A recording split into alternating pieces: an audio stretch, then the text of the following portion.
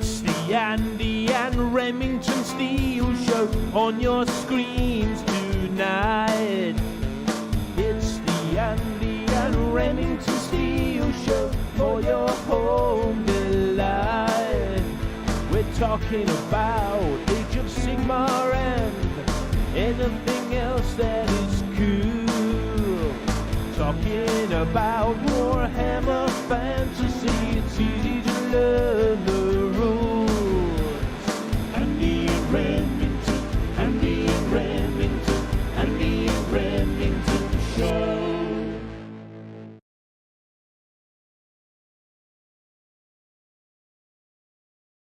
Welcome all.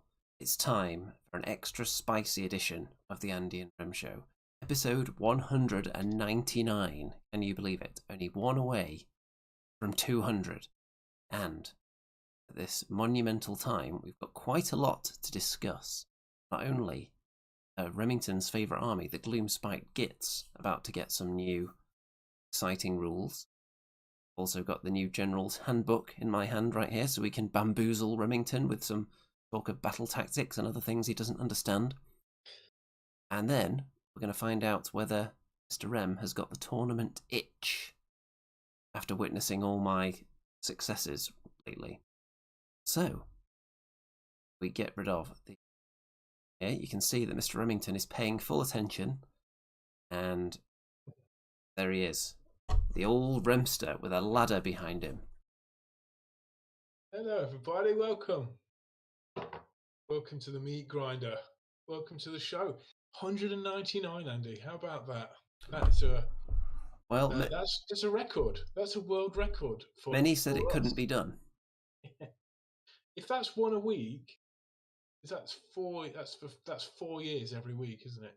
Well, safe to say, we had a few weeks where there was no episode, unfortunately. Yeah. From time to time, there was a week without the Andy and Rem Show, and at those dark, depressing times, people have managed to cope somehow, though. It won't be long before we'll celebrate the 10-year anniversary of this show, do you know? That would be wild. There's not, I'll tell you now, there's not many Age of Sigmar shows that have been running 10 years. No way. Well, I'm sure it's not far off the 10-year anniversary of your first appearance on this channel. Oh, well, yes, that could be true.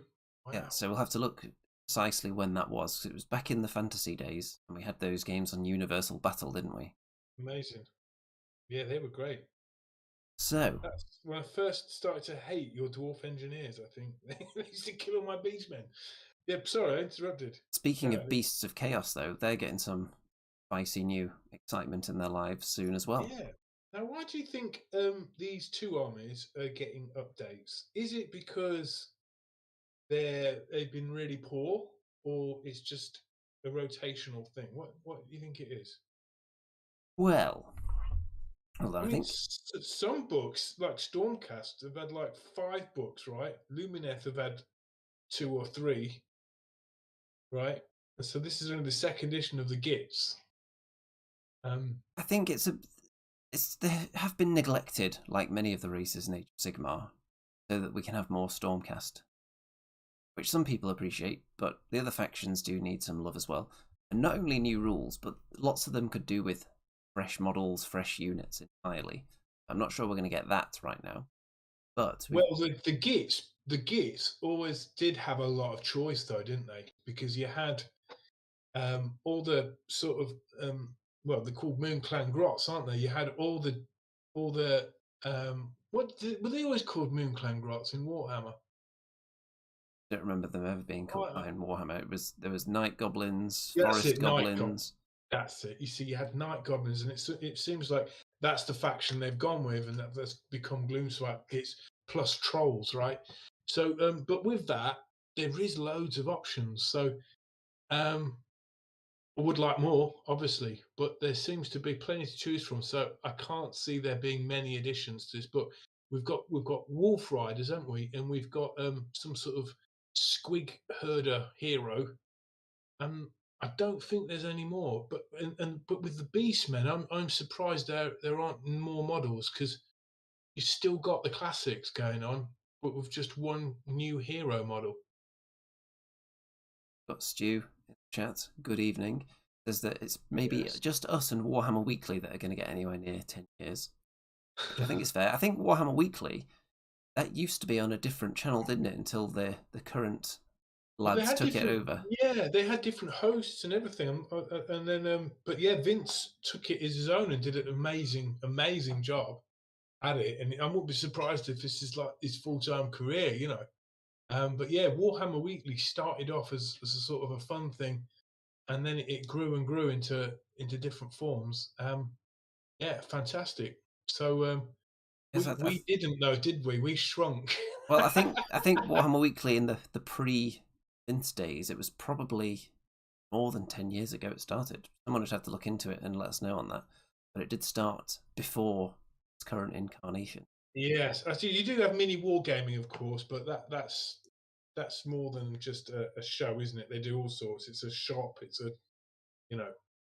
So we've got Irrelevant Prime in the chat. Good evening. You have caught the live show, indeed. And we're about to talk about some Gitz. See here, lots of squigs. And let's have a look at some of the new rules, if you will. You love the Gits, don't you, Andy? Because you can basically always beat them. Well, I do think they're one of the classic, iconic Warhammer armies. The fact that they're slightly different nowadays, they've got maybe more monstrous side to them than they used to. Less just regular goblins. Yeah. Separates them a bit, so they're not just exactly the same as they used to be in the old world. But let's have a look at some of these rules, see what you think of them as a Gitz player. Okay. So, Fangs of the Bad Moon, a spell that has a casting value of 3. Very easy. Range of 24 inches. Pick one enemy unit within range and visible to the caster. Roll a number of dice equal to the casting roll. For each 3+, the unit suffers 1 mortal wound.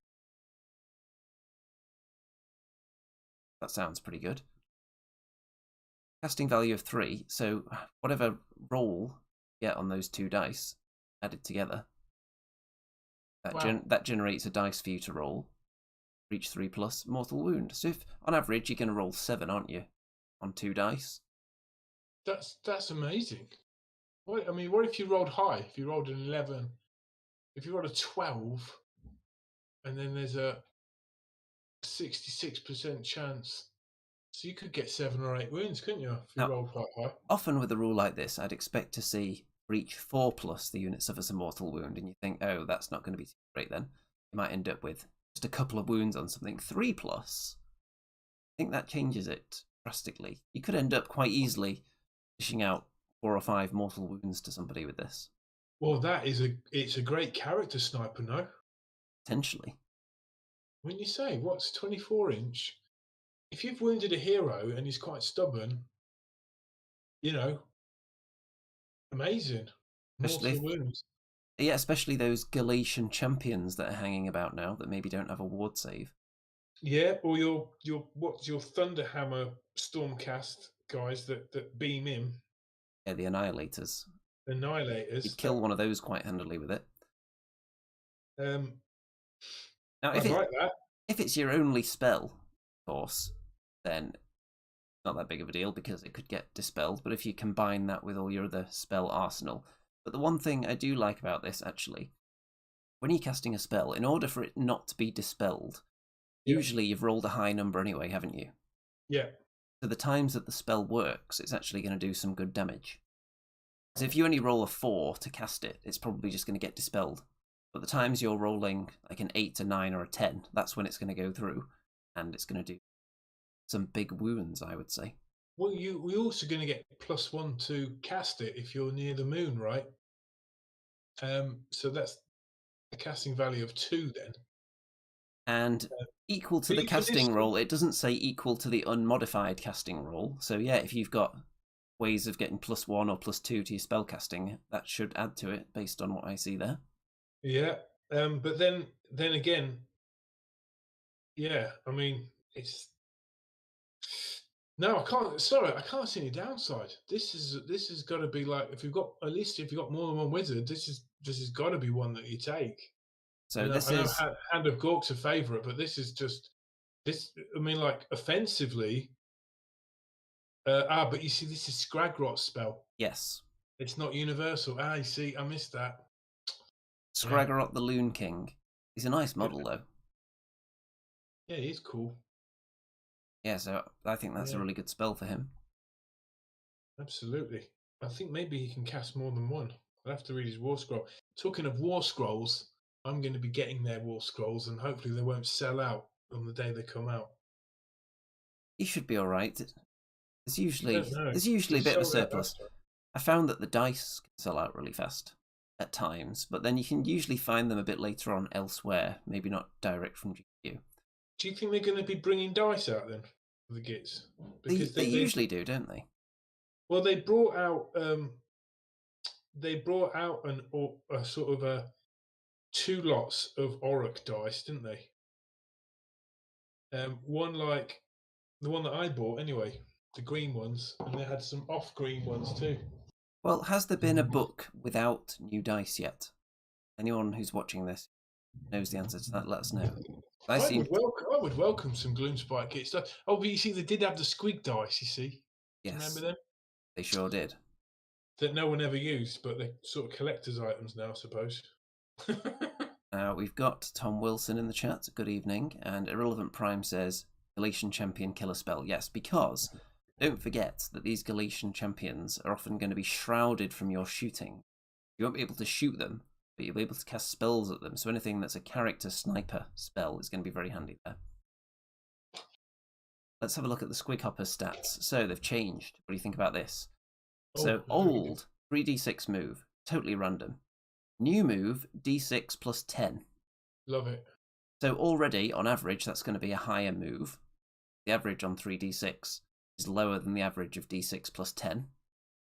You've got a guaranteed distance there of at least 11 inches, so you can plan out your position a bit better. Yeah, love that. So yeah, that's the only change. Everything else is the same, but there are those times where you just roll the triple 1, or a 1, a 2, and a 2. They're not going very far, and it's a bit disappointing. Now, that. Yeah, absolutely, because then you'd have to use a command point to maybe re-roll the move, or you'd have to run with it. But with a run as well, that's potentially what 22-inch move, and a lot of the times the squigs can run and charge if they're under the light of a bad moon. So it takes out a little bit of the randomness. Obviously, with 3d6, you can potentially go faster than this, but it's not going to happen very often. Usually, you're going to be going slower. It just makes it more reliable while still keeping the fun element, because there's still a d6 in there of randomness. Yeah. So you can be a bit more tactical. I do like those Squig Hoppers. They've got really poor save, but they had better movement than the Bounders. So they're more of like, I'd say, sort of hit and run. I assume the Bounders are going to have their movement changed as well. If that's the way they're going with it, they'll probably have d6 plus a set amount. Maybe they'll be d6 plus 8 or. Yeah, because before it was 2d6 movement. Maybe they'll be d6 plus 6 then. Yeah. So you'd be a bit more guaranteed. Now, Squig Boss with Nasher Squig. Mm-hmm. So let's have a look at the special they're showing us here. One friendly Squig unit, your hero phase, within 3 inches of this unit to be fed a batch of shrooms. Apply one of the following effects to that unit, last until the start of your hero. So you can either add 3 inches to the unit's movement, or you can add 1 to the attacks characteristic of that unit's fang-filled gob, massive fang-filled gob, or huge fang-filled gob. So that sounds like it applies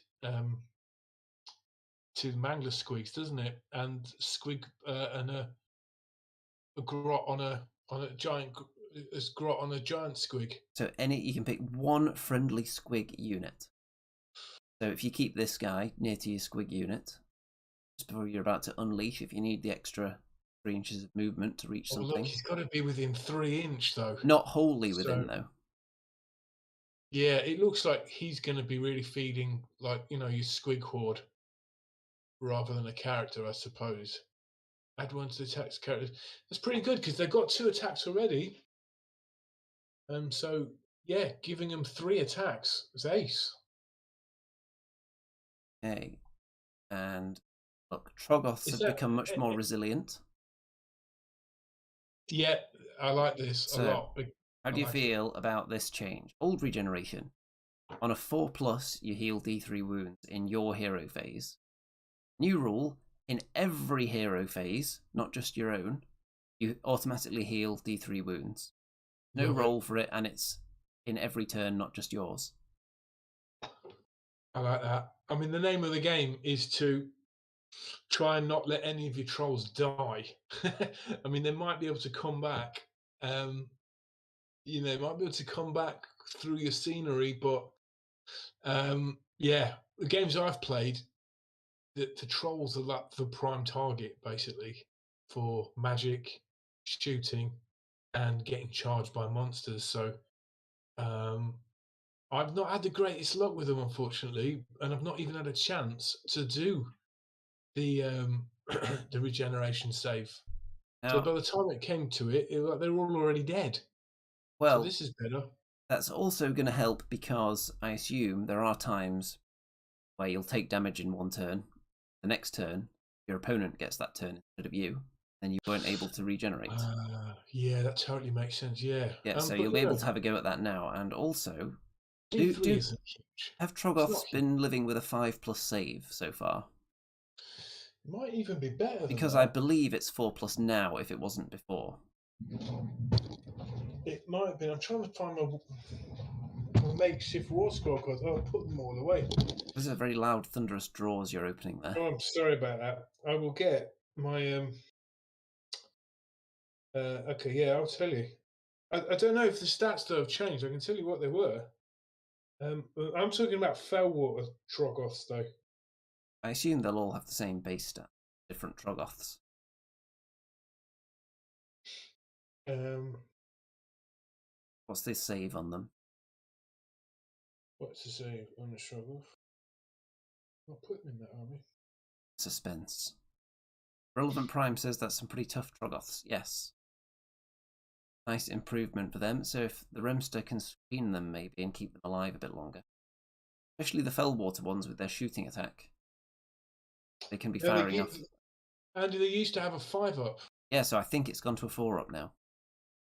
That's amazing. Also, Fellwater got Troggoths, and I kept forgetting this, have -1 to hit in close combat. Because they've got a terrible stench. But I don't know. I think it wouldn't have mattered that much because when they get killed, it's like mortal wounds being dished on them, like you wouldn't believe. Well, And that's with a unit of 6. So if people are using all their mortal wound abilities on the Troggoths, that means that the Mangler Squigs aren't being targeted. yeah, true. True, yeah. So, yeah, Troggoths, are they the future? You've got the Fellwater ones. Do you have any of the other Troggoth units? Not the proper models, no. But I do like those models. I do have still in my painting drawer ready to be painted. These troll suit trolls. Oh, yeah. They do look more like Troggoths than the others. So I'll be doing them because I like them. So I'll be doing them. I just need to sort of make them a bit taller, on the bases, so they do stick out nice. And I do also like those troll hero models. So I was thinking, I mean, you'll see a picture of my Gloomsky Gitz army painted in a bit, and it looks like I've got almost every model that you can get, but I don't. I'm still missing the Rockruffs, and I'm still missing that troll hero. Well, we'll see how long that lasts. Do you Yeah. give him to temptation?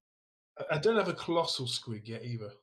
Now, you've always been a bit of a beast man yourself, haven't you? A bit of a Beast of Chaos fan. I don't think you have an army anymore. Did you sell that one? You know why, Andy? Because I like the underdog. Yes. But not enough to keep the army. I did have a beastman. I kind of fell into it really, and then I started painting the Ungors, and they're actually beautiful models. Like the Ungor Raiders. I know they're so terrible. They were so terrible in the game, but they had so much character within them. I just started to really, really like them. Um, yeah, I had quite a big army. I had a couple of shamans. I had minotaurs. I had a bit of everything really. Um, Bestigors, Gors, they were good, but yeah, I had to sell. I had to sell the army at the time. I needed to raise some funds. So yeah, it was a really beautifully painted army as well.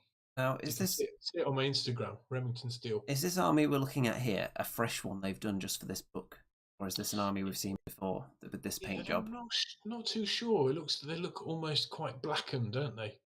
With ox blood. Yeah, that's ox blood colour. That is because my mum's got an ox blood sofa like that, same colour.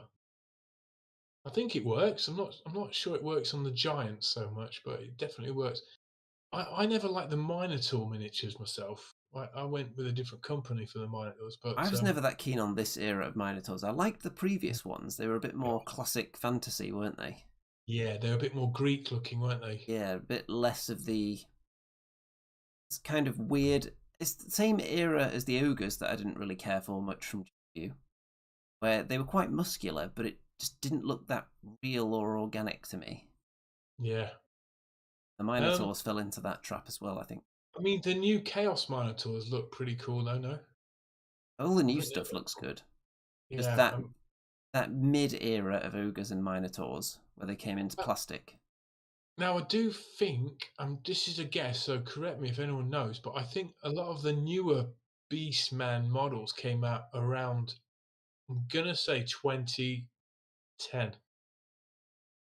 That sounds about right, because they were one of the last books of the...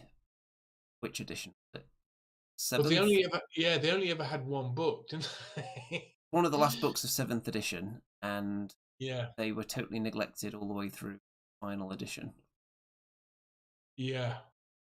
So yeah, there haven't been too many models for them really at all. So I guess they're satisfied with what they've got. I mean, the Centigores are really old models, and if they're really going to redo any, they probably should have redone those. And just back to the Gitz for a second, I really think they should have revamped the spiders because the giant spider's brilliant, the spider hero is great, but you know the basic spiders are quite terrible models now. I think they needed a revamp. What do you think? I think they should have had, what were they called? The Scuttlers? Something like that? Oh, yeah, from the Silver Tower. Yeah. Do they even have a full unit of those that you can buy? I painted a unit because you got quite a few of them in the Silver Tower. But are they available just to buy a box of them? No. That seems weird to me. That seems like the logical progression. Don't you think? Instead of having spider riders, you just have the goblins that have merged with the spiders, and you have them as part of your... Yeah, I don't know. I like the concept of spider riders, don't you? Yeah, but it's an old concept though. Maybe it's just really hard to model that. I think if they wanted to, they... We look at some beast stuff here. Yes. So, let's see. Looks like another prayer, rather than a spell this time that does mortal wounds. Lance value of 3, 12-inch range. Pick objective within range. Each unit within 6 inches of that objective. So D3 mortal wounds. And until your next hero phase, they count as less models on the objective. Doesn't affect Beasts of Chaos units. Interesting. That's decent. Yeah, that sounds cool. I do like the Herdstone as well. I would have gobbled that up for sure if that had come out while I still had an army. Now, this spawns I never liked. Yeah, it's just an old Chaos spawn. It's really got nothing to do with Beasts of Chaos as far as I'm concerned. No, that's a really good paint job, that one. But when you actually get the models, it's just like, oh my god, this is just a mess of tendrils and weird stuff. I don't know how to paint this. It's a decent... I like the eyeball. Yeah, I do. The actual model, I don't really think it fits the theme Beastmen. No, I would put... Who do you put them in with? I'd put them in with Zinch. Yeah, it should be like a Chaos Wizard thing. Just cast a spell and there's a chance that the unit, one of the models, turns into a spawn. It shouldn't be something that's just in your army inherently. In my opinion, no one would create this thing on purpose. No. I mean, you've got a soft spot for the Beastman, haven't you, Andy? Because you did play the character of a Beastman in a fantasy role play game, didn't That is very true, actually. I seem to remember you running that game. you? Andy the Ungor. And I do actually have a Cygor/Gorgon on the sprue in this room right now. Oh yeah. I'm planning to use it as a mini Gargant.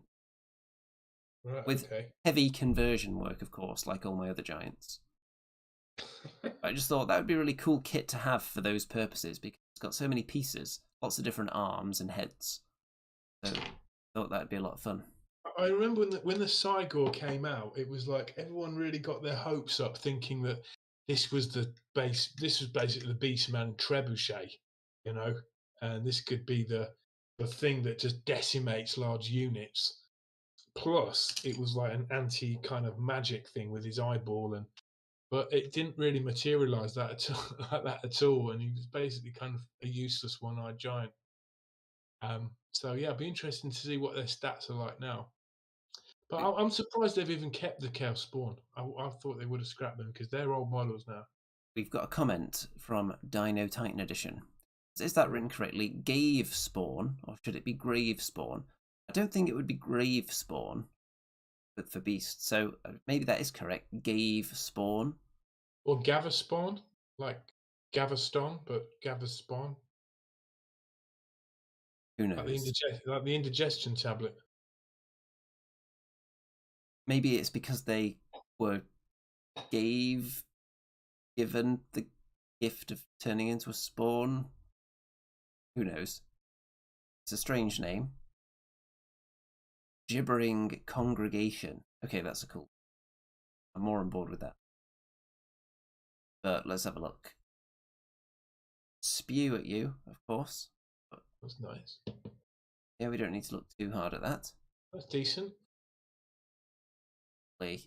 That's the Cygor there, isn't it? And the Gorgon in the background with the arms. So, yeah, those two battle tomes are coming soon. Chaos and Gitz. So, obviously you've already got the Gitz. Would you ever be tempted to get another Beast of Chaos army? If I had the time, absolutely. Yeah, I would. They do really need to redo the Cygors, though. The Centigors. And they did have a Centigor hero. I can't remember his name. I did used to have him, all metal. But yeah, I guess what they look at is like, do you have monsters infantry? Yes. Do you have monsters? Yes. Do you have a chariot? Yes. Do you have some shooting skirmishers? Yes. Do you have basic battle line? Yes. Do you have elite battle line? Yes. So Beastmen do have, all those things, don't they? They They don't do. have very good shooting. Yeah, I think some of the models, like you said, just need refreshing. Because in general, they hit all the different unit archetypes that an army wants to have, and a lot of them look very good still, even some of the older ones. The Gorgon and the Cygor are the best looking monsters they've got still, I would argue. Very fleshy. If you like painting flesh, they're great. One thing that's relatable with the Gitz and the Beastmen is that they've both got weak armor saves, and that can be a problem. And I don't know so much about the Beastmen now, but the Gitz certainly struggle putting out mortal wounds. Well, we'll have to wait and see with the new books. But speaking of battle tomes, Slaves to Darkness out now.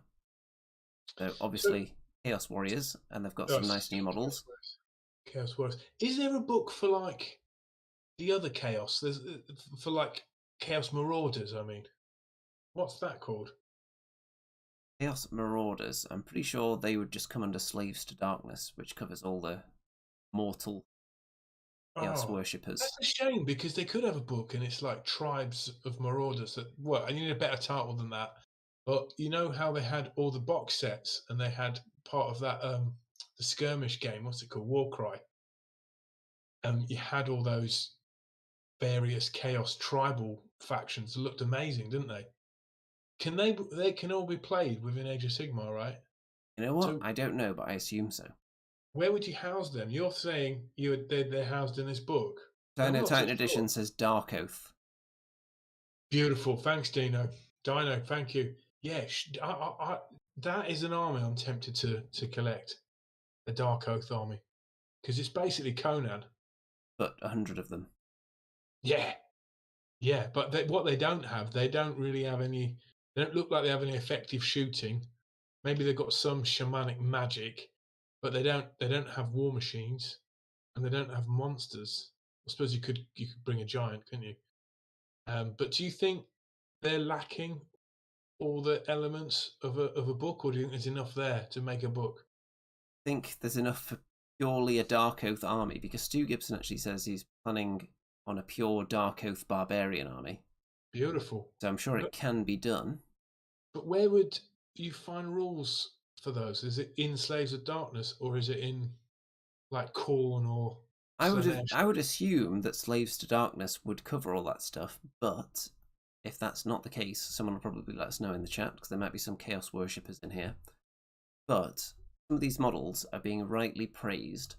I think, as much as I love the old Chaos Knights, this is kind of what you were imagining while using the old Chaos Knights. This is kind of how they should have always looked. I mean, even from the 80s, Chaos Warriors were sort of like so tough.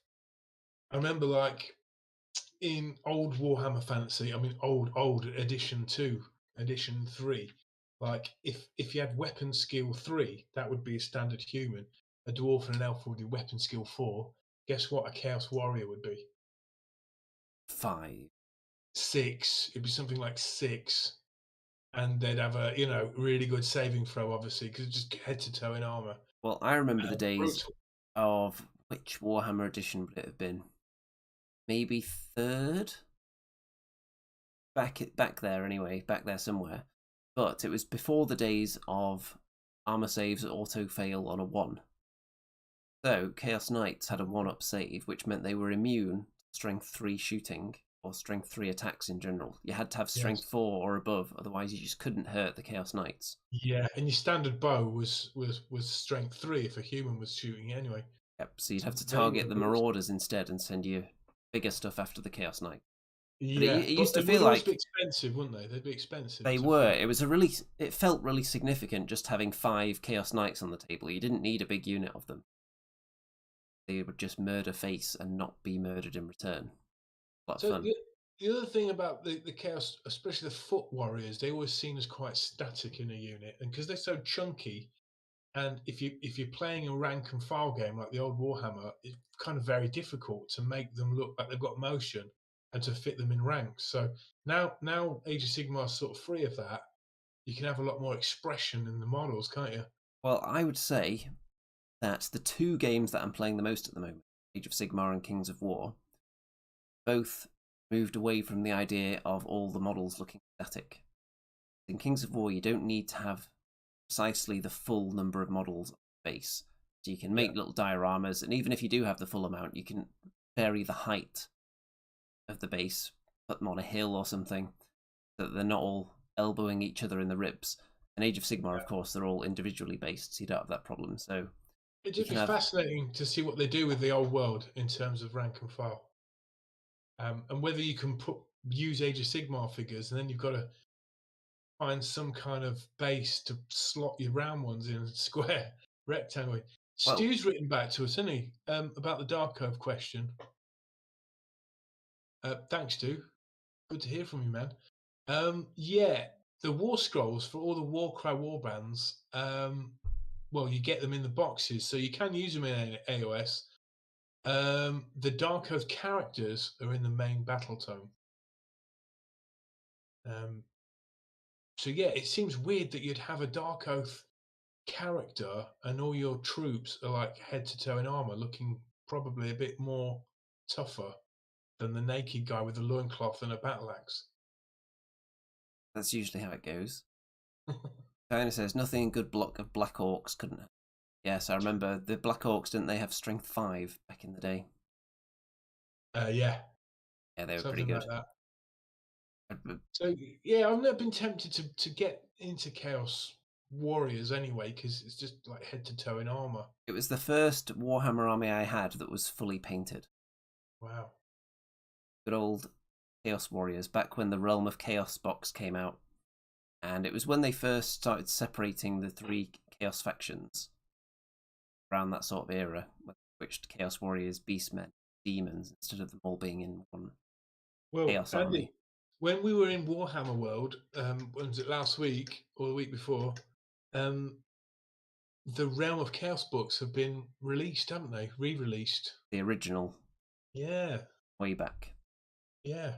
So you could buy. I don't know if you can buy them online, but you could certainly buy them in Warhammer World, at least for a short time. So, Look at those Ogroid Ogroid. Therodons. Let's look at those. So they're Well, these look basically big, Minotaurs. evil Chaos Ogres. These are brilliant. These are great models. I mean, I would use them as Minotaurs for Beastmen. I would.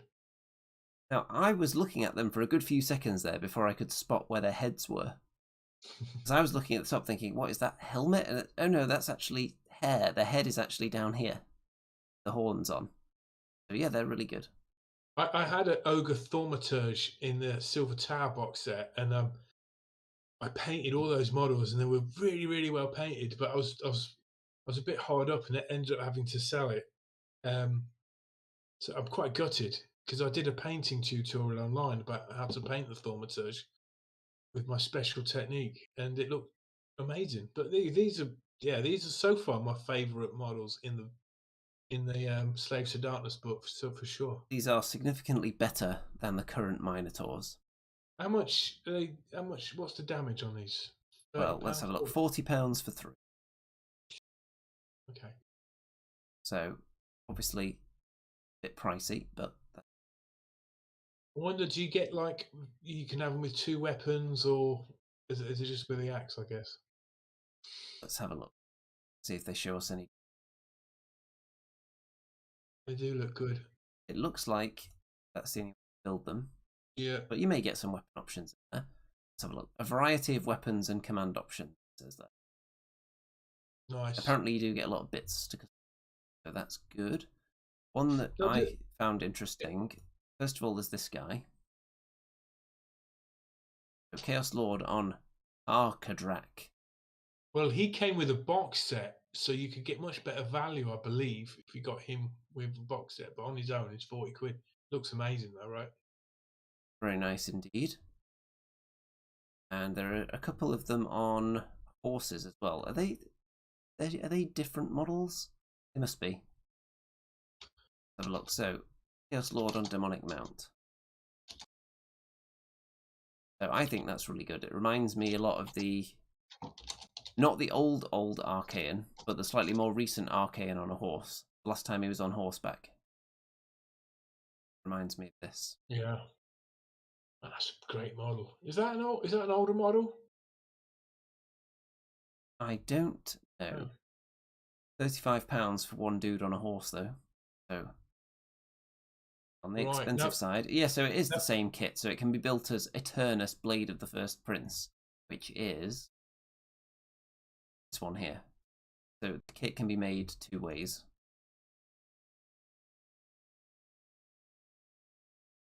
Very impressive as well. That's beautiful. Now I know Chaos players were always like talking about an update to the Chosen models, which were really good models, but they were metal for the longest time. And finally, they did make some new plastic Chosen, didn't they? You can get them now. Yes, I'll show you the Chosen. So there they are. That was the annoying thing. As if Chaos Warriors weren't hard enough, they ended up making elite Chaos Warriors that were even tougher. Go, Chaos Chosen. Cool. And anything else we haven't got here from this batch? Oh yes. I wonder what's the movement of your standard Chaos Warrior? Is it the same as Sigmarites? I would assume it would be about 5 inches standard move. with all that armor on, surely they'd be kind of a slow army, wouldn't they? These guys hulking 5 up, isn't exactly fast. soaking up the shooting. No. So, you'll notice here the General's Handbook. That's because it's out, and in fact, I hold it in my hands right here. So, I'm sure you don't own it yet, but because you have actually been dabbling in the tournament scene, I'm sure you'll be jumping into the General's Handbook very, very soon. Would you like me to describe the new battle tactics to you? No, they're very interesting. I don't know. Would the audience like that? So, am I right? The old battle tactics are gone. Are these Well, additional ones? 4 of them have remained. I see. So that's going to keep it slightly less confusing. So I'll tell you the 4 that are still there from the last General's Handbook and tell me if you actually remember that they exist. So, gaining momentum. Pick an enemy unit on the battlefield, kill it, and control more objectives than your opponent. Choose. That sounds good. Kill an enemy unit and control more objectives than them at the end of your turn. Okay. So that's still there from the last book. Also, eye for an eye is still there, which is just, you killed one of my units, now I'm going to kill one of yours. Straightforward. Yep, I like that. Desecrate their lands is still there, which is control a terrain piece, partly or wholly within your opponent's territory. Yep. Another easy one, especially for teleporting Stormcast. That's always one of my go-tos. This one's mine, which is when your general picks an enemy unit and then kills it. So for people who take Mangler Squigs as their general, slightly better choice than people taking Lord Relictor as their general. Yeah, that is a tough one. What do you do if it's just like a goblin hero as your general? These are the things you have to consider when building your army. Are you going to be able to complete enough battle tactics with that army? And if you've just taken a puny goblin and you think you won't be able to kill anything, the 4 new battle tactics might be just the thing for you. I see. So, first new one, a matter of honour. Pick one enemy Galatian champion or sworn bodyguard unit on the battlefield. So a sworn bodyguard unit is a unit that is, I believe they could become a sworn bodyguard if they're in the battalion with a Galatian champion. And they become the bodyguard. Is that right? I don't know. Shall we have a look at that first as well, because that could be quite important. 4 battalions. So, And Andy, why do they have Galatian champions at all? It just confuses me. Why don't they just call it battle line? well, Galatian champions are foot heroes. Galatian veterans in the previous book were more of your battle line type units. So is the veterans gone? Not exactly. You can still take a battalion to make Galatian veterans so that they can do the old fight in multiple ranks thing. Why did they do that? Why did they introduce this concept? Because they want to focus each season on different unit types to keep things interesting. So you think at some point there's going to be sort of a rule that favours mounted units? Yeah, because previously we had a lot of rules, extra rules for monsters, and you would get bonus points for killing monsters, if you remember. Yep. In the last book, Galatian veterans were very important because you could take the battalion expert conquerors to make them count as 3 on objectives, and a lot of the battle tactics said something like, if you achieve this with Galatian veterans, get an additional victory point, things like that. And didn't they deal out more damage as well? You could take bounty hunters who would deal out more damage to Galatian veterans. So they always give with one hand and then take with the other. So the Galatian champions, you can hide them from being shot by keeping them near infantry. So they can't be shot. But you can also take a battalion that allows your shooting units to shoot Galatian champions. This is where I get confused, man. Yes, so it sounds confusing, but I like the fact that they're taking it away from the other battalions being auto choices. So you've been to a tournament, you'll have seen that people take Battle Ridge Just put everything down in one, and then they get to choose who goes first. Yeah, Yeah, so giving them battalions that are actually worth taking, I see. rather than taking that, makes the game interesting. So if they want to take Galatian sharpshooters to shoot your wizards, then that means they're not going to be one drop anymore. Okay. So they might not decide who goes first. I see. Okay. So you can shield your Galatian champions. A lot of the battle tactics here require Galatian champions to score. So, matter of honour. Galatian champions or sworn bodyguard unit. Complete this battle tactic if that unit is destroyed, made by friendly Galatian champion or sworn bodyguard unit. So just kill a unit, but it has to be a specific unit killed by a specific type of your unit. So it's not that difficult. Yeah. Lead the assault. Complete this battle tactic if 2 of the objectives you control are in enemy territory and are each contested by any friendly Galatian champions. So if you've got little infantry heroes and you have 2 of them contesting objectives that you control in enemy territory, then you get that battle. So anyone that can teleport their Galatian champions down onto the table, for example, Stormcast, or the Lord Relictor just teleports himself onto an objective, would be a very handy way to score some points. There's United Offence. Pick one objective controlled by your opponent. Complete the battle tactic if you take it off them, basically, and 2 or more of your Galatian champions are contesting it at the end of the turn. So you've got that objective. My 2 goblin warlords are going to go and stand on it, take it off you. Battle tactic completed. Are you with this so far? You're losing me, Andy. And then, this one might get you. Cunning Maneuver. Pick one Galatian champion on the battlefield that is more than 3 inches from all enemy units.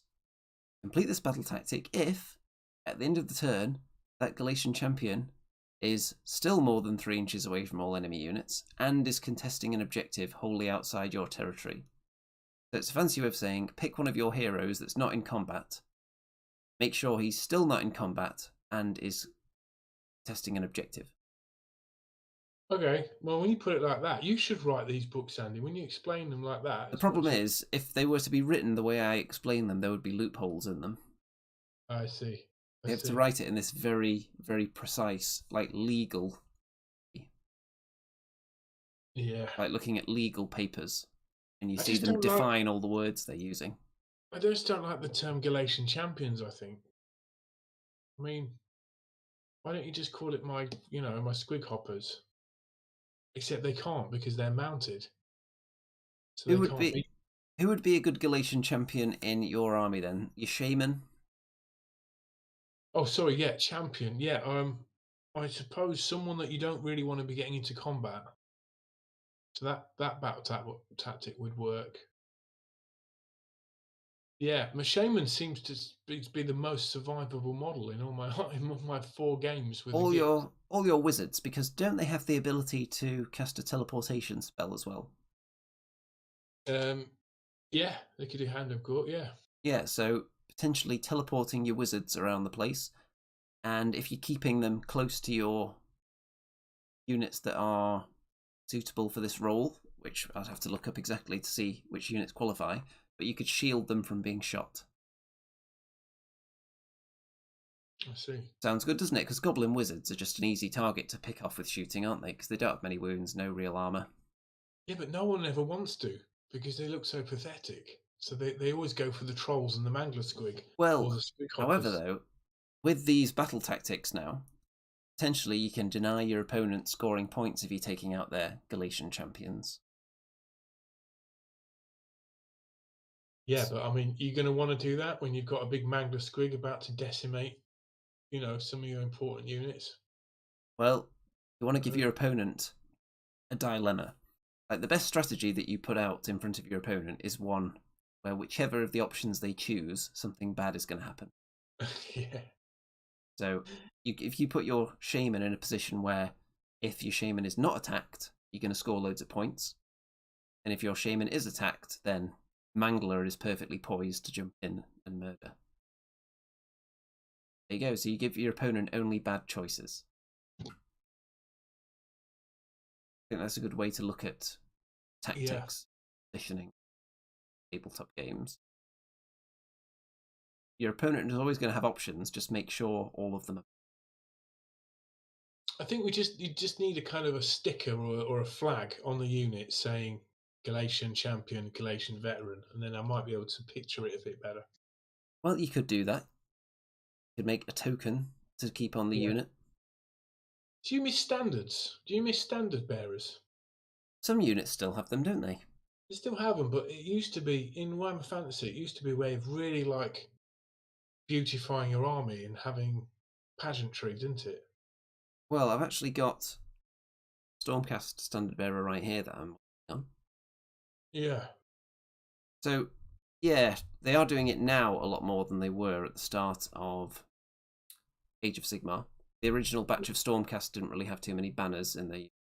I mean, they could make a rule down the line that if you've got a standard bearer on an objective, you get an extra victory point.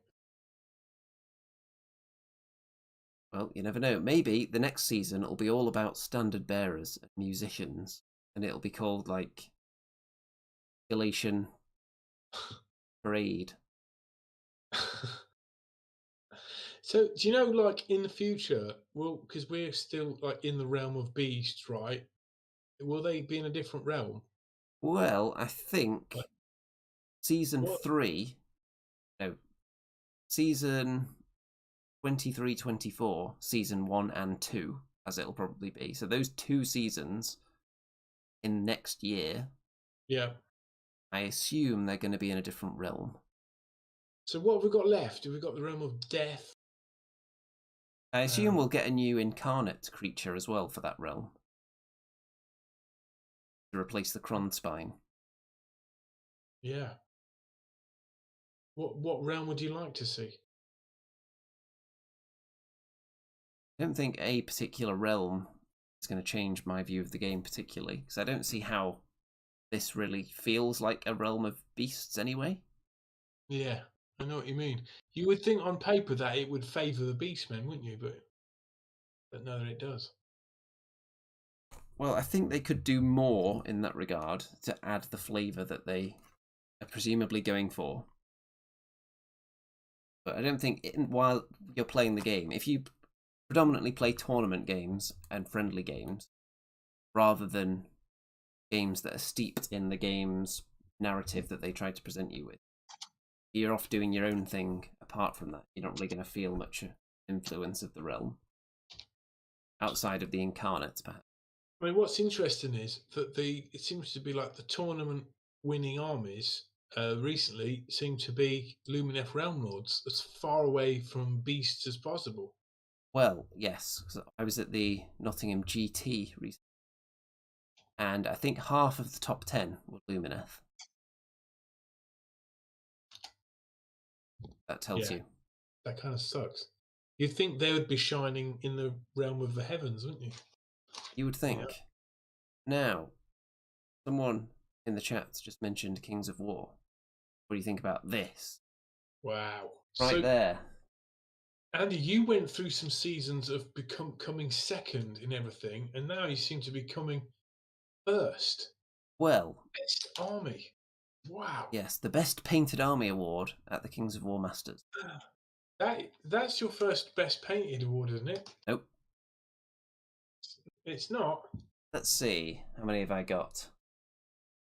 At least 2 others, maybe 3. I think there's 2 up there, but there's one that didn't present a trophy because it was only a small event and they could stretch to a trophy for the best painted award. I wish they'd write the name of the army on it so you could see which award was for what. I think they should have someone there with a chisel engraving it while the announcements are going on. Or maybe you should have a nice photo of the army to put.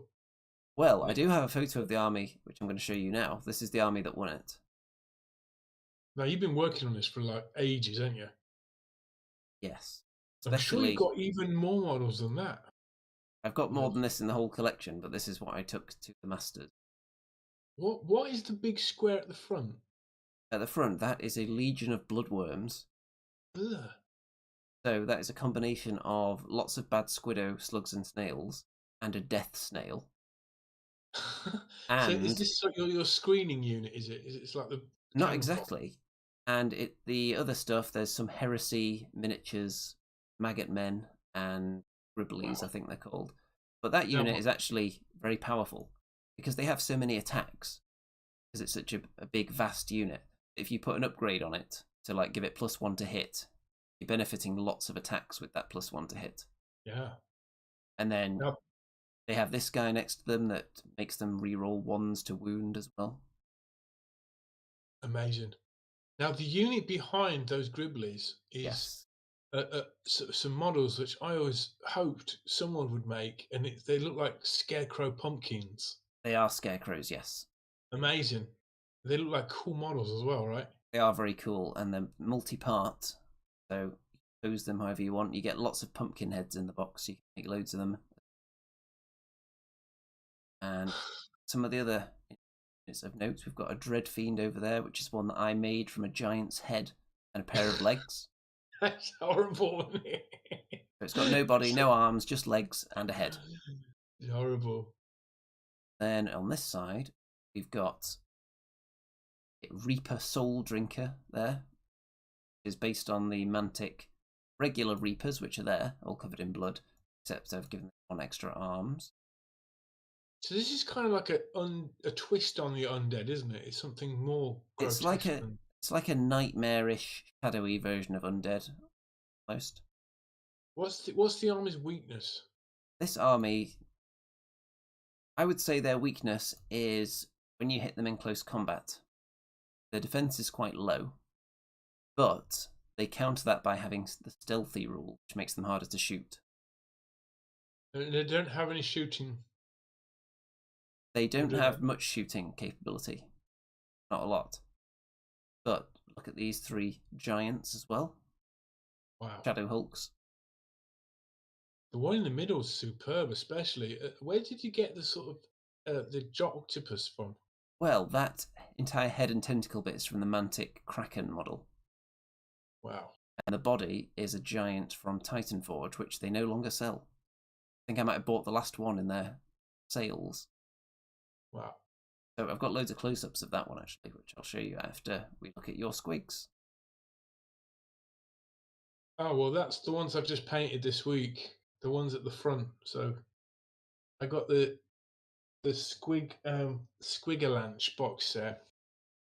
So I painted one of the 2 Mangler squigs. So I've got 2 Mangler squigs now, and a third one on its way.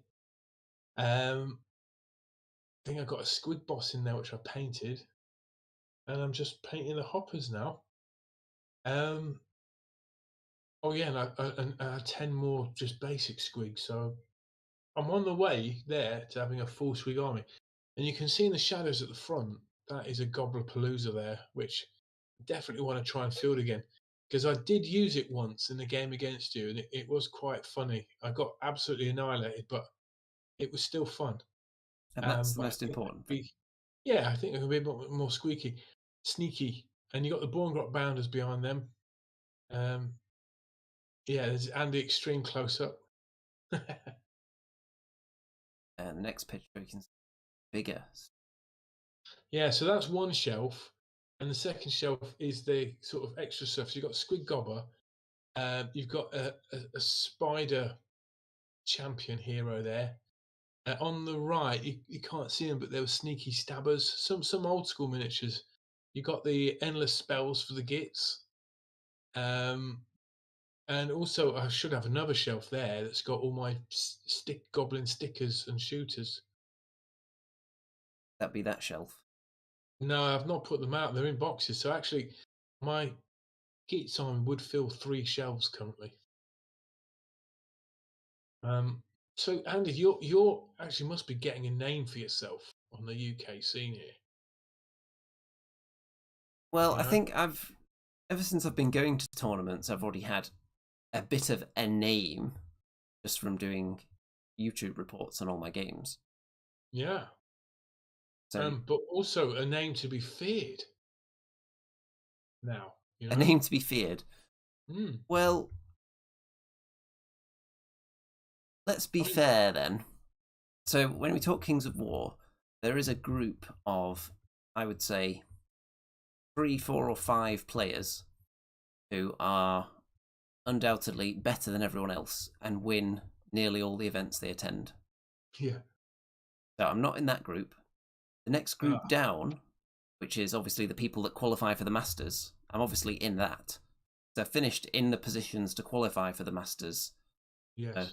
However many years in a row. But this is the first one I actually attended. So you're kind of like the best of the rest. So if it was like football, you'd be pushing for European football. That would You'd be be a good pushing thing to for aim for, yes. the So top when I'm at an 6 event players. that doesn't feature one of those top legendary top 5 players, if they're not there, and that's an event I'll be looking at thinking, yes, I could either win or get in the top 3 of that one. I've got a chance. Have you played any of these legendary foes Yes. and you lost? Not always. Actually, some of the really top players I have a good record against, which is weird. But then it's like you have it in football, don't you? There'll be a team that can beat the really good teams sometimes, and then occasionally they'll lose to the lower down team. Yeah. Yeah, there is some of that goes. But this is the stuff I've been painting lately. So, I mean, the other thing is you're not just a feared general, but you're also becoming a renowned painter as well, Andy. You know, your paint jobs are getting better and better. You like these delightful long strikes Yeah. with exposed flesh faces instead of the boring old helmets. Looks so much better without the helmets. Definitely. Or do. And now Are, this are they is are they still an auto include for you? long strikes, yes. You like them, don't you? I think it would take a bit of a points bump before I would consider not taking them. Pretty good. I don't have 9 long strikes yet, Irrelevant Prime. I only have 6. I'm probably going to stick with 6. I would be hesitant to get more than 2 of anything in this volatile world where we have generals' handbooks popping all the time, changing the points, changing the way the game is played. I don't think you want to invest too heavily in spam. Unless you're spamming just for fun purposes like Squigs, then go crazy. So you were at this recent Age of Sigmar tournament, weren't you? Was there a lot of spam? Well, at the 1,000 point tournament I attended at Warhammer World, there was a lot of spam and monsters. So when I say spam, you can't spam that much at 1,000 points. But there were lists like the triple Magma Droth, which I did play against, and weirdly was my best game. Really exciting game against 3 Magma Droths. You wouldn't think so, but it was. And most of the lists were weirdly skewed, like they would have one big Maw Crusher, few foot troops. Yeah. So Do you think aren't you spamming when you play 3 giants in Mantic? well, you could look at it that way, because that is the maximum number of giants you could take. Another way of looking at it would be they're also a really fun unit that aren't overpowered. Are they all different types of giants as well? No, because the Night Stalkers only have the one type of giant. Although I am working on some of their other titans. Now, before we get onto the pictures of that, we've got this posted in the Discord server by Drunken Deer, and this is Drunken Deer's take on Cecil the Magical Unicorn. Brilliant. The golden-haired unicorn. Very lovely indeed. That's really cute. Brings back lots of memories of the Forest of Rem. Yeah. Cecil delivering his magical horn juice, all who need it. And now we can look at this. So this is my 3rd Shadow Hulk from the Mantic Kraken Titan Forge Giant, which is no longer available. It's also the one model that I've done the most sculpting on, because all the extra eyeballs you see it by hand. So we'll get to see some of them in a moment. You can see from that angle, in fact, there are the eyeballs on the legs. All those eyes were handcrafted by me. Wow.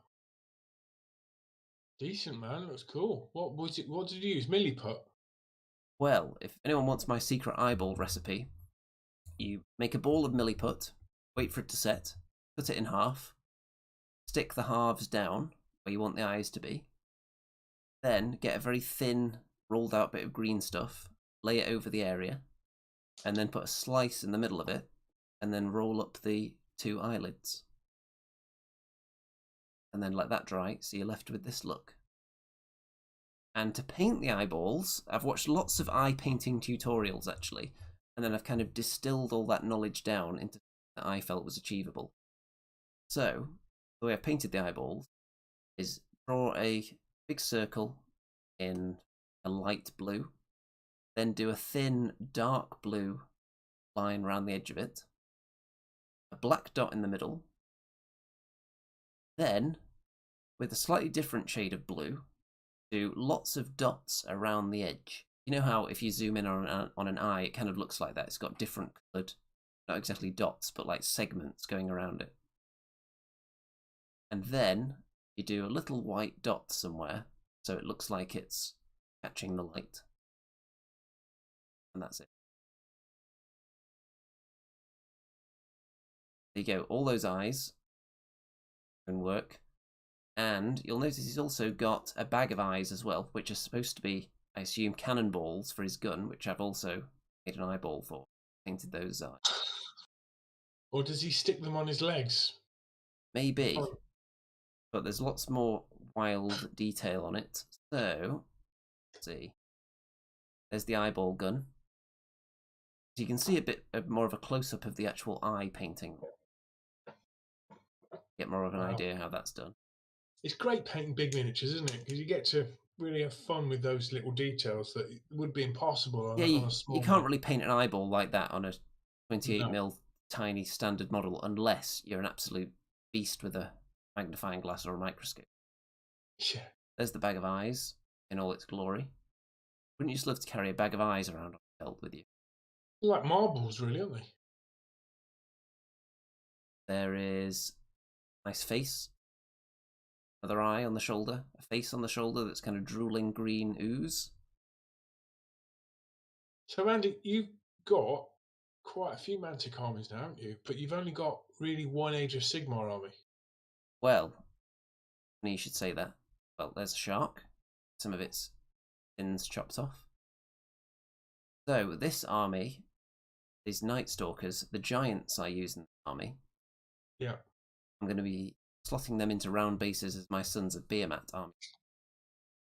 Ah. I've also got my mini Gargants I'm working on as well. And I've just ordered something which is going to be my Kragnos Sons of Behemat. Well, I get round to painting that. That can also be used in my Night Stalkers army as something else. Right, so you're going to have the Sons of Behemat. What happened to your Caradron Overlords army? Well, they're still around. In fact, I've got the big ironclad on the shelf there, half painted. Are you still interested in going down that route? Yeah, I'll finish the army at some point. You've not been put off by them, by how few models they've got, or? No, it's just they've dropped down the queue in the priority because other things have come along, but they're still in my plans. I'm just not in that big of a rush with them at the moment.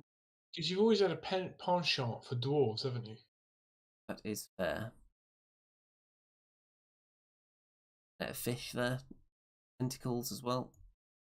Andy, did you get to look around other armies much at this event you went to at Warhammer World? Did you get to see? Was there anyone playing Cities of Sigmar and anyone fielding dwarves? I didn't see a lot of that, to be honest. Right. So no. Oh yeah, one thing I've discovered I really enjoy painting is green toenail. I think we've seen quite a lot of this miniature now, Andy. Should we? No, there's more angles. Look, there's its face again. Okay, you can look at all three of them at once. How's that? Thank you. Come on then, look at it more. Look. So yeah, you're looking forward to facing all these on the table as Mega Gargants? Not especially, no. I think you're going to get stomped. Oblivion. I think you're going to find a set of tactics that you think about before the game, and you will employ them, and it'll either work or it won't work. And even if it doesn't work, I'll still lose. Quite possibly. So, you've been to one tournament recently. Yeah. Are you was open good. to attending more? Yeah. So you've got the tournament bug. Yeah, I think what's sort of made it really nice is that, well, everyone I've played so far has been really cool and really like patient, and they explain rules to you. And even though I got beat, I did draw one game, but I think it's because we ran out of time rather than my superior tactical knowledge. Um, yeah, it's been good. Um, it's been very good. Yeah, Excellent. enjoy it. Colin thinks you could become a Kings of War master too.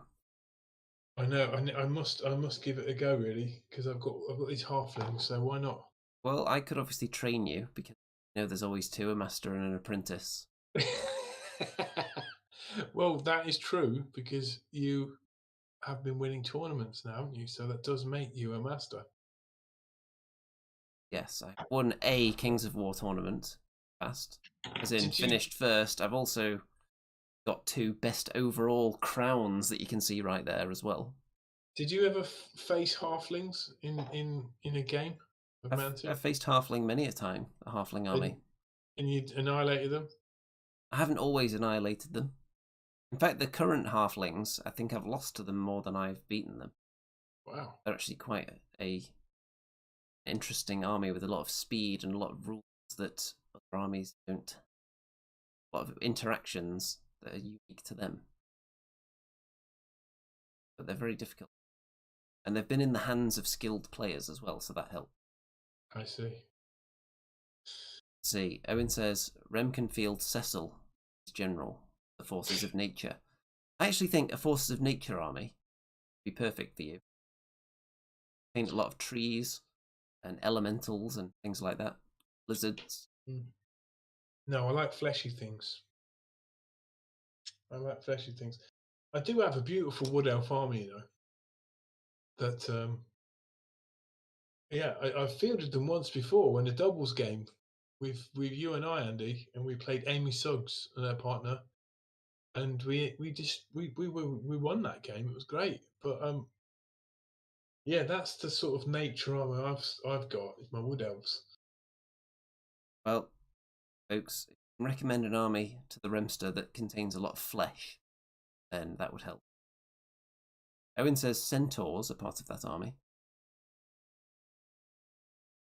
Yeah, I know. I'm thinking the Dark Oath thing is good. You see how I don't think about just like spamming stuff or trying to win games. It's more like what are beautiful models and concepts. That's me. The Americans have terms for this, don't they? Is it like Tommy and Timmy and I can't remember exactly what the terms are, but it's something lines. I seem to remember you being a Timmy. a Timmy? I think Timmy is the one who just gets the cool stuff and puts it on the table and makes noises when they charge in, that kind of stuff. So I think you're in the Timmy camp. So are you a Tommy? I don't know if there is a Tommy. Someone remind us what the other player archetypes are. There's 3, isn't there? I'll have to get Vince on the show at some point and let him tell us all about it.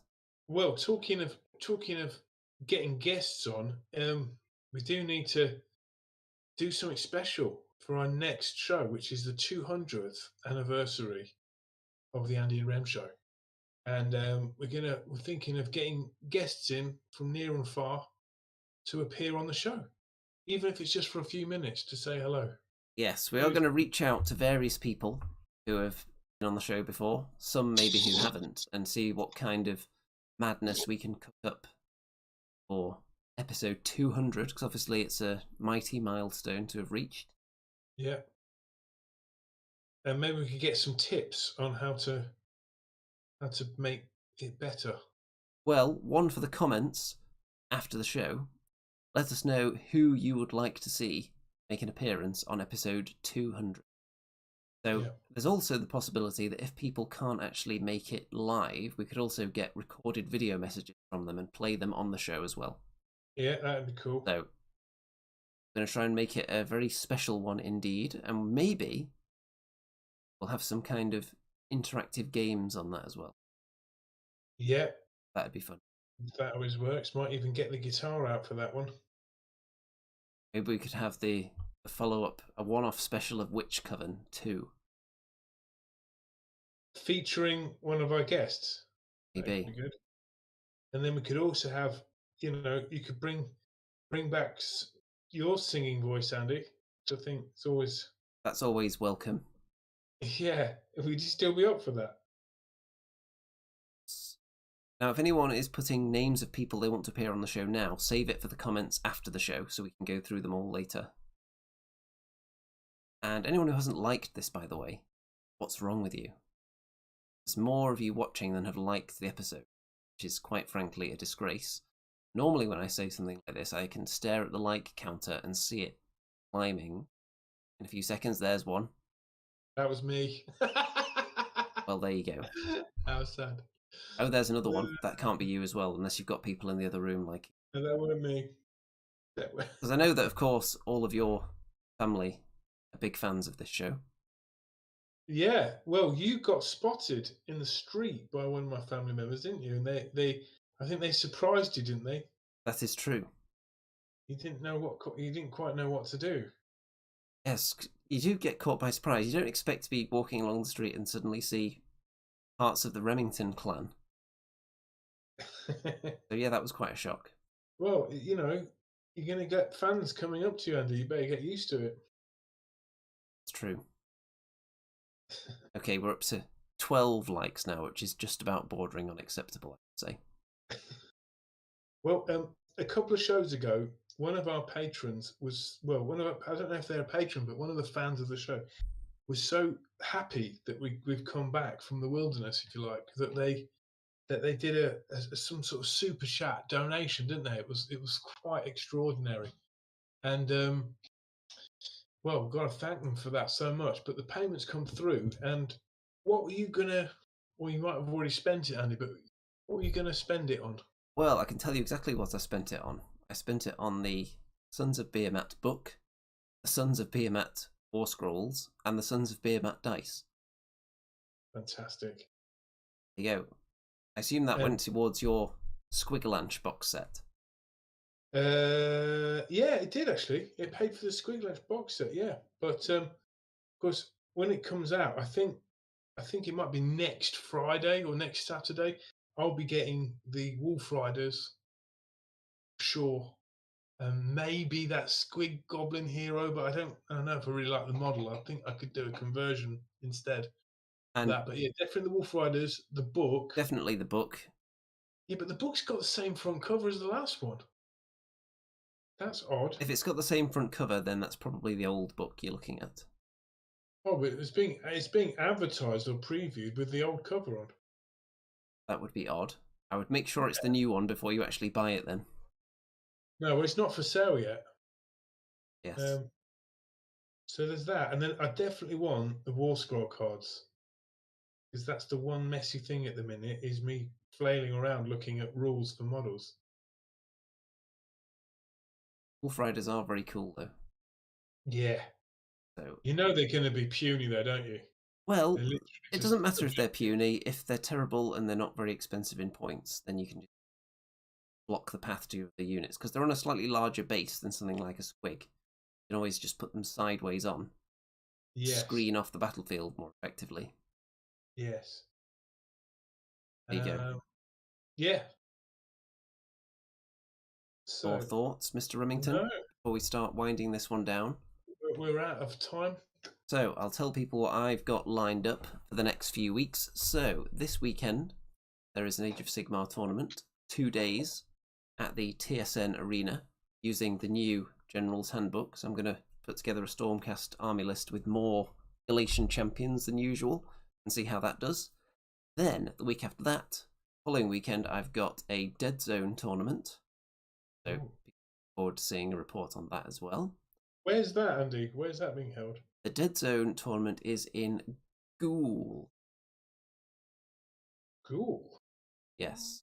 It's quite a good name for where the tournament is being held. And then the weekend after that, there is a Kings of War tournament, which is at Mantic. So that's just a one-dayer. That should be fun as well. And then, in fact, I've got my little events calendar over here, my little notebook. Let's have a look if I've got anything else booked in. So after that, there's a gap of a few weeks until let's see. In fact, it's not that many weeks. It's like 2 weeks after that Kings of War event. There's a Warhammer World. And then there is a bit of a gap then, which I may fill. But at the moment, there's a gap of about a month to then another Kings of War tournament. So I'll probably squeeze more events into that. I won't always be doing an event every single week. Or, in fact, in this stretch of 5 weeks, I've got 6 tournaments, which I'm partway into now, because there was that one midweek tournament as well. So this month has been crazier than usual, and I'm trying to dive on as many tournaments as possible. So obviously, if people want to fund this extravagant tournament jet-setting lifestyle, then they should feel free to check out the Patreon, which you can see, you'll even get your name scrolling across the screen for half the show. Which is a treat that anyone proud of. Oh, Andy, you do bat reports pretty much straight away as well, don't you, from each tournament? Often on the eve of the tournament. So, yeah, the eve. Post-eve. Yes. Right after the tournament, as soon as I get home, get the pictures straight onto the computer. Get cracking on it, generally. Occasionally it'll be the next day if I get back too late, if I have to travel, for example, but most of them are very close to me. Yeah, I'm always really like, how do you remember everything that happened? Because I just have a good memory for these things. Yeah. I can tell you, though, that there is actually someone who was at the Kings of War Masters who I think has a better memory than me. Has a very good memory for all the fine details of games that happened months ago. So, have you bumped into people that do bat reports as well, or is it still quite a niche thing? for Kings of War, there aren't that many actually doing battle reports. No, but for Age of Sigmar? Not a lot. I don't bump into a lot of battle reporters. I've bumped into a lot of people that do like blog battle reports. That's still a thing, is it? Yeah, there's a lot of people doing that. Probably more people do that than YouTube battle reports. Right. And I think Kings of War, the one thing that makes my Kings of War content, I think, enticing the community, is that I'm definitely the highest ranked UK player that does regular YouTube battle report content. Yeah. So that is special. Plus, Mantic did have the opportunity at several points to hire you, didn't they? they potentially have had opportunities. I have worked with them in the past on various projects. Yeah. I think it's probably only a matter of time before they realise your talents. Potentially. But I'm not sure if Mantic would have the budget to hire an international A-lister, unfortunately. That is true. But have you ever thought of the Shaolin method and just literally stand outside their doors until they let you in? Be it for days, weeks. They do have a doorbell, you know. Yeah, but it's like, who's that guy? He just wants to work here. I'll send him away. He won't go away. He's still here. It's like a week later. He's still there. I can understand your logic. However, they already know who I am. Yeah. So I'm not sure that would really work unless I wear this and just have the hood down a lot. Think, who is this mysterious guy stalking us? Quick, call them. Yeah, so no good. I'm not sure that's $1 million idea. You have to give us a real $1 million idea now after that letdown. Give us a real one and then we'll wrap the show up. Colin said he's going to write to Ronnie Renton, who Ronnie Renton runs Mantic. Say that really fast. It's quite fun. He did put in an appearance actually at Masters. And let me just show you. Big wigging with the... Anyone that had a full Mantic army, he gave this Ronnie the one-man band miniature to. So it's Ronnie with big drum on his back, and he's got all kinds of trumpets and bells and. That's quite sweet, isn't it? It's nice. Yep. Go. So, what's this $1 million idea? What do you was his $1 million idea? You had one disappointing idea, and you only have to give us $1 million idea to make up for it before we go. Come on, think of an innovative hobby product. Top of your head. Go. Well, okay. The thing at the minute going round is this Chat GPT thing, isn't it? It's where artificial intelligence, to answer questions and maybe give you advice on things and maybe help you write essays or even write speeches and do research. But we actually came up with this concept more than 5 years ago with the artificial painting machine, where it would paint the batch painting machine.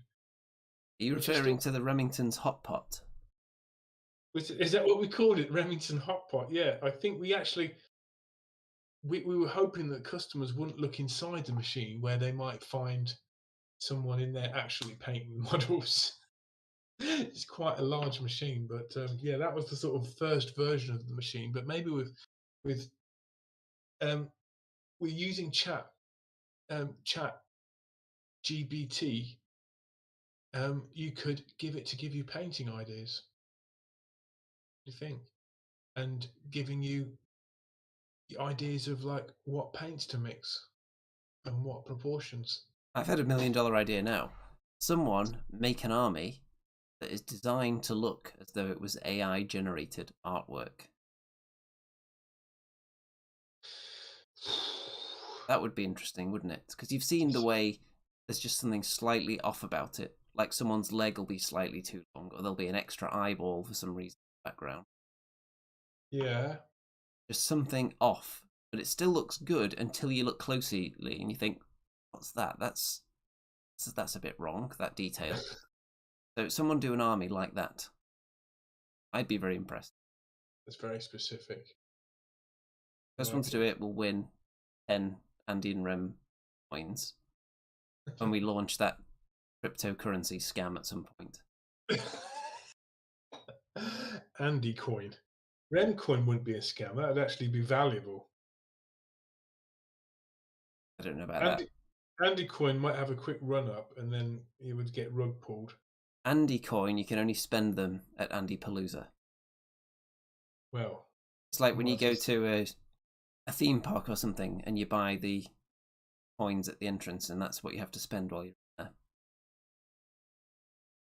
Well, Rem coin would be available to use anywhere, including at RemCon, where the thousands of fans would be buying and selling all sorts of things using Rem coin because it's so useful and valuable.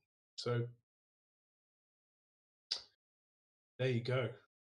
Andy coin is like the Doge coin of Warhammer, and Rem coin is like the Bitcoin of Warhammer. If you like. I don't think maybe it's the Ethereum because it's got ideas. It's a whole ecosystem. Yes, it's more. I don't think Bitcoin's doing that well at the moment, is it? That's actually made quite a bit of a comeback, but it will probably go down again before it goes up. That's the nature of it, really. Colin with an excellent reference in the chat there. Remcoin will be worth 5 of our British pounds. You know what film he's referencing there? No. I'll be impressed. I don't know. Sorry. I think he's comparing Remcoin to the Street Fighter film's Bison Dollars. Oh, right. Okay. No, I'm not on the Street Fighter films. I used to play the video game a lot, though. Yeah. Well, I think we've stretched this out quite a long time. Let's see, 1 hour 29 minutes, 1 hour 30 minutes running time on the show. I think that's good enough. Yeah. Episode 200, it's going to be exciting. It's going to be spicy. There's going to be games in the meantime as well, battle reports. I've actually been looking at the comments on the battle report we did recently. Yeah. And people really enjoy us just talking for an hour about the game we had and discussing what we could have done differently and the different tactics. People really like that. Oh, that's good to know. Yeah, so we'll have to do more of that in the future. Yeah. More games coming up soon. Well, I'm up for just meeting at Warhammer World and knocking one out. A game. Yes. Jind says, go on, lads, give us one more spicy line before you go. Have you got a spicy line for them? I'm gonna think more carefully about the $1 million ideas, because I used to be like just spouting them out, like, for fun, but not really been turning the think tank on. So I need to do that now, because there's gold in them there hills, Andy. And I'm going to be thinking about my think tank. Yes, Owen, despite Rem's words, he hasn't been banned from Warhammer World yet. So, let's have a look at this beautifully handcrafted, photoshopped episode thumbnail, which didn't just take me 5 seconds of just getting the picture of the Troggoths and slapping it behind. And I need to send you a new picture, because that's when I had really long hair. Yeah, my hair's getting nice and long now. Actually, I was able to a while ago, but I was able to tie it up for the first time today, for the first time in about 18 months. Oh, did it feel good? It did, actually. Free. It felt like there wasn't hair getting in my eyes all day. Yeah.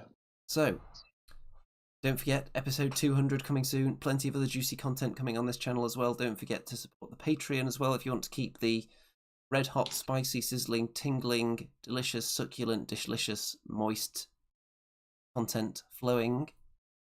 And not only the red hot, spicy, tingling chat and discussion on this show, but also the non-stop battle reports and tournament reports, tactical insight and analysis from, obviously, a top player. And occasionally Rem joins in as well.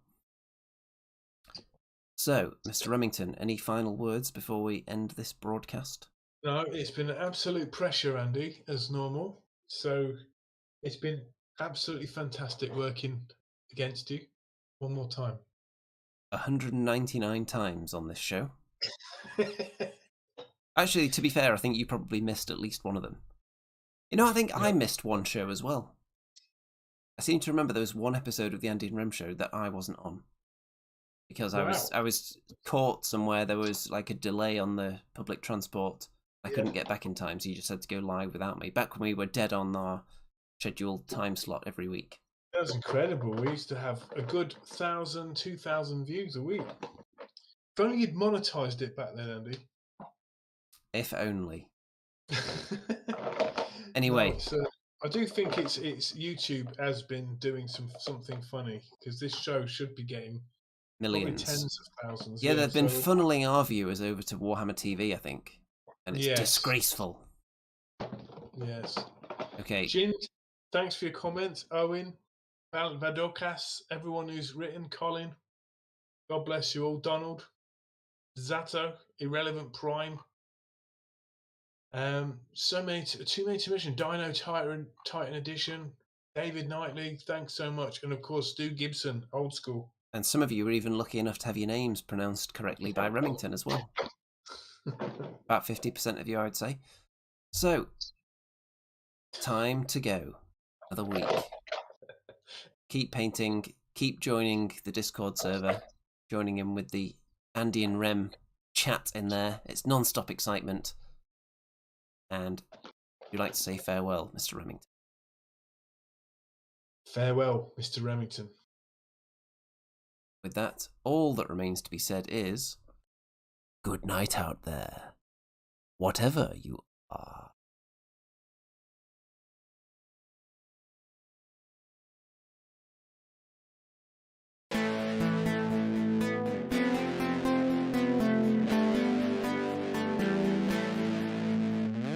It's the Andy and Remington Steel Show on your screens tonight. It's the Andy and Remington Steel Show for your home delight. We're talking about Age of Sigmar and anything else that is cool. Talking about